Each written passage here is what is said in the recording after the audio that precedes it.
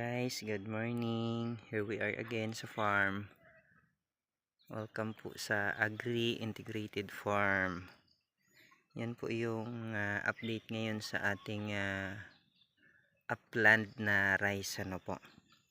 So, malaki na siya. Kunting panahon na lang po ay mag-harvest na tayo po. Mga more or less 3 months lang naman po ito. Ngayon, ang status po nito ay nalagyan na rin po ito ng pataba. Ngayon, mag-aantay tayo ng ilang linggo lang, more or less 2 weeks siguro pa, at magki-clearing tayo ulit sa area nito kasi may mga tumutubo ng damo. Kailangan itong damuhan po. So, yan tingnan ninyo mga ma'am sir po. Tinutuka ng manok. Ayan po yung chicken. Kiting. Shh, huwag mong tukain. Huwag mong tukain. Ayan, tinutuka niya yung dulo ng dahon ng palay. Po. Tingnan ninyo mga ma'am sir, ang ganda ng tubo. So far, ang pagkapunla nito o ang pagkatanim ay hindi nga gaanong dikit-dikit, at sa isang kumbaga pagbagsak ng binhi ay hindi gaanong madami, kaya hindi siya ganoon kapal talaga po. Pero so far ay okay po ang ganito kadami na volume, at kung mapapansin niyo ay maganda din ang tubo po. So right after ng ilang weeks pa ay unti-unti na itong tataas, mga 1.5 months ay halos hanggang lagpas tuhod na po ito. At kunting tiyaga na lang ay magbubunga na po. Tapos antayin na lang natin yung harvest season niya po. Nangangagat si kaibigang lamok. Kaya medyo napatigil ako ng bahagya. Dami. 1, 2, 3, 4, 5, 6 na lamok yung nangagat sabay-sabay. Yan. So ayan na, may chicken din po na maliit. So yung area na ito ay so far thankful tayo, at gumagana ng bahagya ang effort natin po. May mga mortality talaga sa iilang tanim, lalo na po doon nung El Nino po, nung drought. Sadyang hirap tayo nung nakaraan kasi halos maraming namatay, maging sa fruit bearing trees natin sa area po. Siguro magdo-document din po tayo noon at i-upload din natin po yung progress ng farm right after ng drought.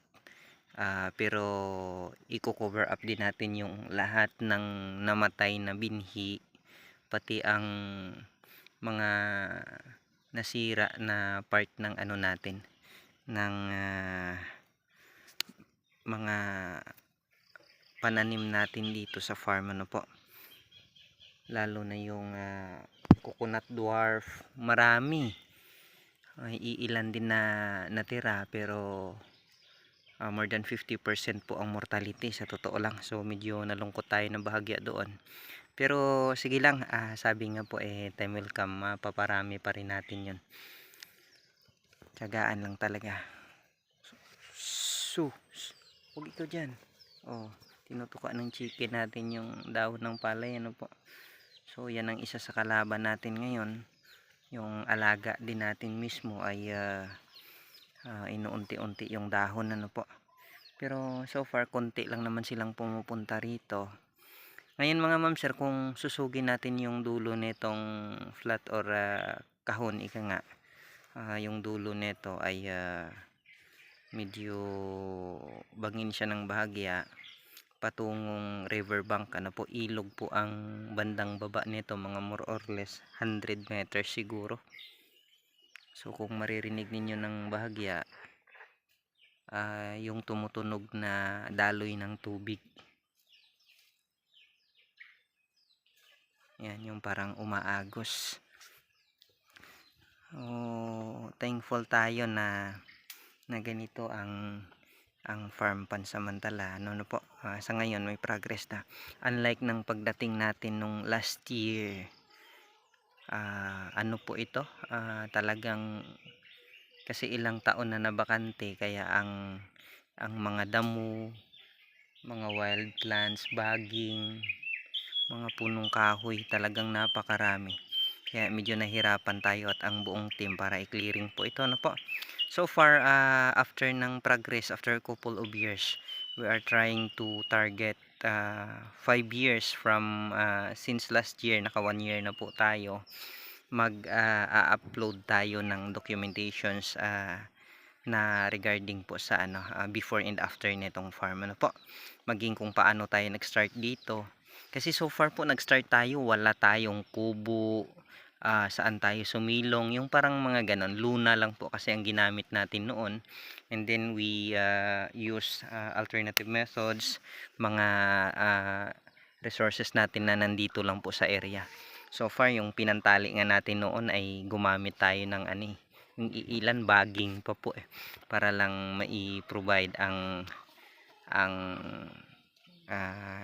temporary shelter natin, ano po. Right after ay nakaunti-unti tayo nagpatayo ng kubo, at so far may matutulugan na tayong medyo, sabi nga maayos-ayos, ano po. Ngayon ang balik tayo dito sa update ng palay. Ngayon we are hoping na magiging okay po ito, ano po. Aalagaan natin ito ng husto.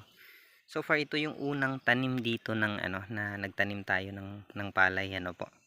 So hopefully magiging okay siya, ano po.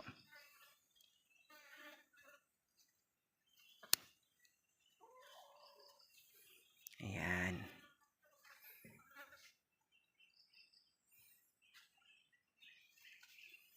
Kunting panahon na lang ito mga ma'am sir, mag-aantay lang tayo ng ilang buwan. So after linis, pataba, tapos kunting check lang, tapos nakakatuwa din sa kabilang banda kasi pagka nakikita ninyong may tanim, may effort, tapos yung even small amount of success pa lang in terms of ratings, even small rate pa lang ay makikita mo naman ika nga ay ma-visualize naman natin yung magiging outcome na alam nating talagang mapapakinabangan natin siya, no po. As long as nag-e-effort, magkakaroon at magkakaroon. Pang survival aspect lang muna pansamantala.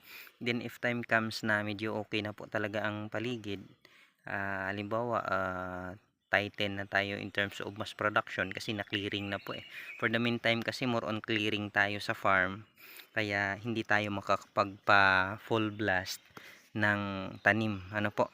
So step by step tayo ngayon. Kapag siguro by next year, after nitong 2024, 2025 I guess makakapagpa full blast na tayo, no po, kasi may 1 year na tayong inilaan para maging okay ang area. So para malawak na halos ang nalinis, ano po, at na-clearing natin. So far kagaya po diyan yung sa kabila, ano po. So yan, may manggang malaki. Malawak din po ang bakante na diyan.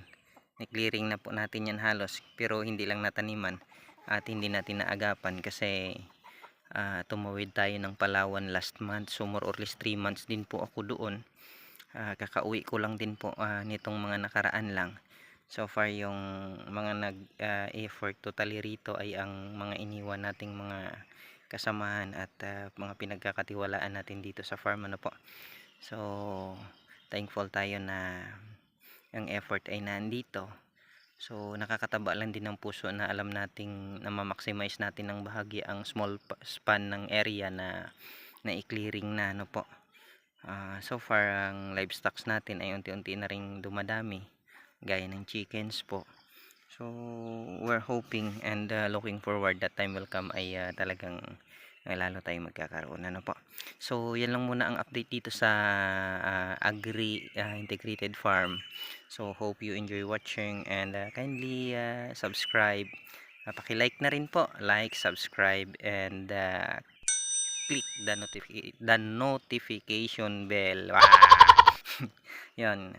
Ulit po, kindly like, share, and subscribe, and click the notification bell to be updated for more videos. Ayan, thank you, and God bless. Keep safe. Bye-bye.